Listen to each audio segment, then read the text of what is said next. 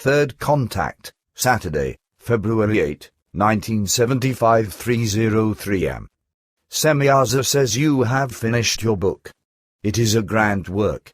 Even if it is written somewhat harshly, it corresponds to the right tone to make it understandable. You simply could not write it any other way. Billy says I believe so, too. But I have concerns that it will be turned down. Semjase says your concerns are groundless because the people will sit up and take notice and your work will be printed. Billy says I hope so. I would be delighted about that. At present, something else interests me besides my book. Semjase says then ask. Billy says since our last meeting I've occupied myself a great deal and intensively with so-called UFO literature. I have found that you star people, if I may call you that, are always described as supernatural, heavenly beautiful, as guardians of mankind, nearly as omniscient, and as teachers. It is said therefore that you are virtually living in spiritual and consciousness-related perfection. My reasoning and impressions suggest something totally different in this respect, and I cannot help but assume all of these things to be lies. Lies which likely sprang from sick brains, or originate from brains that are not free and that brand fantasies as reality because the thought initiators cannot deal with actual reality and flee, therefore, into a fantastic make-believe world. The truth seems too harsh for them and they resort to fantasies, expecting help from them. Because these people never want to bear the responsibility for anything and everything, perhaps because they are too ignorant and cowardly, they simply shift it to something that is said to exist above them and is to guide their fate. This something they call God and religion. Simply a buffer and battering ram into which they can pound everything, a fantasy picture to which they can shift all of their own responsibility. Semjase says you are engrossed in very profound thoughts and they are consistent with the absolute truth. It is really as you say. The Earth human is incapable of bearing his own responsibility and recognizing, although he must do so. So he shifts everything to something that he, in his fantasy, places above himself, things that he simply calls religion or God, which shall relieve him of his responsibility. When frauds name and describe us in the manner you have just mentioned, it is nothing more than an infamous lie originating from the brains of human beings who are pouring consciousness and who imagine a better life in their fantasy, and because they still cannot obtain it themselves, at least not in this lifetime, they simply attribute it to us and turn us into something perfect. But we are still very far from this state as well and must continue to develop ourselves constantly. We are not the so-called superhumans or superbeings that people on Earth like to label us from their own lack of knowledge and within their own imagination.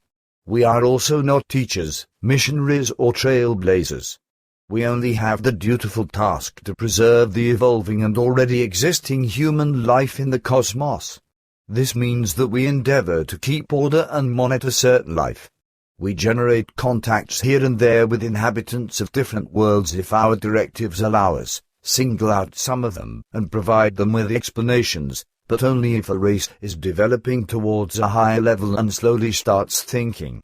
Then we slowly familiarize them with the thought that they are not the only thinking beings in the universe.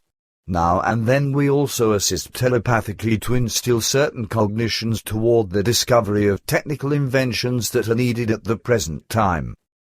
Billy says, why do you people not appear on Mars and show yourselves to the broad public?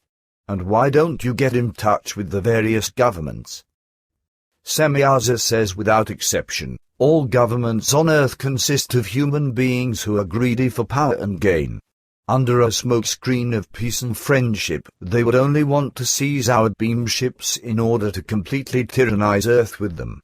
Additionally, they would attempt to conquer the cosmos because they know no bounds. They are not even capable for once to create peace and friendship among the countries of Earth, let alone among the people within their own country. How then would they be capable of handling such powerful devices as our beam ships and the many technical fittings on board? There is no interest in showing ourselves publicly to the broad masses. Their consciousness is still short, small and limited through religious enslavement. In their limited reasoning, Earth humans would venerate us as gods just as they did in former times. On the other hand, many people, among them criminal and power-hungry people, would gain possession of our beam ships.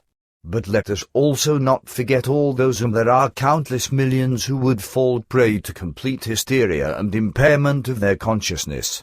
For these reasons, it is best to cultivate contacts with only a few select Earth humans for the time being, and through them, to slowly impart the knowledge of our existence and tasks, and prepare them for the things to come. We are neither guardians nor overseers of terrestrial humankind. We feel obligated to them only because our ancient forefathers were their forefathers prior to their escape from Earth due to self-induced catastrophes by a few power-hungry people, before escaping to the Pleiades, exactly as you have deduced and calculated in the last few decades according to your knowledge. Only a few events occurred somewhat differently than you had surmised. By and large, you have learned the crux and the majority of the story, and are the first human being to have found the corresponding truth. Billy says my calculations are correct then. Semjase says certainly, but I will give you more extensive information about this some other time. Billy says also about Emmanuel. Semjase says certainly. You shall receive explanations about Atlantis and Mu, but on Emmanuel you are already informed. You know of Judas Iscariotes Iscariot text, which corresponds to the truth. So I do not have to explain any more about that. Billy says, but something interests me, Semjase. It is often written that the star people can grow very old, even millions of years. Is that correct? Semjase says, do you believe these claims? Billy says no, because they sound too unlikely. I could only believe this in a sense that a human being of about 70 billion years is simply not a human being any longer, but some kind of spiritual embodiment. Semjase says you are right in that also. A human being may become hundreds or even thousands of years old when he has reached a certain spiritual and consciousness-related state of relative perfection and a correspondingly high and sound way of living. But after that state of about 40 to 60 million years, the spirit no longer acquires a purely material body and becomes a half-spirit body. It then lives only in half-material form for an additional 60 to 80 billion years, and in such lofty spheres that we can no longer communicate with it from the purely material human level, except when there exists a very high consciousness-related and spiritual level of evolution. After 60 to 80 billion years, the half-spirit form, the half-material form respectively, transforms itself into the first pure spirit form and enters the level of Arahatasatha. Billy says, I see. May I still ask you one more question, or even two? Semjase says, just ask. Billy says, you are surely aware that our dear little ladies on Earth keep their age a secret, and that they smear their lips, face, finger and toenails with powder and colors. What's your opinion on this? Semjase says certainly. By their actions, they are deceiving themselves. From my view, I find makeup disgusting, as well as all forms of painting the body or the nails of fingers and toes. Billy says this is what I believe, too. Yet how is it with you people? Do you also live with such a delusion? Semjase says certainly not. Billy says, well then, may I ask how old you actually are? Semjase says, of course. What do you guess? Billy says, I am not experienced in guessing people of your type, but according to my measures, you should be about 32 or 33 years old. Semjase says, you know your stuff, for this would really be my age by terrestrial standards, judging from my looks. What you do not know, though, is that our average life expectancy is very high and amounts to several hundreds of years, that is, about 1,30 years. Judging from that, I am still very young at 330 years, which corresponds to about 33 years by your standards. Billy says, what do you mean by my standards? If you had only told me your average age before, I might have assessed you differently. How was I to know this, for I cannot know everything. Semjase says, never mind, it was really my mistake.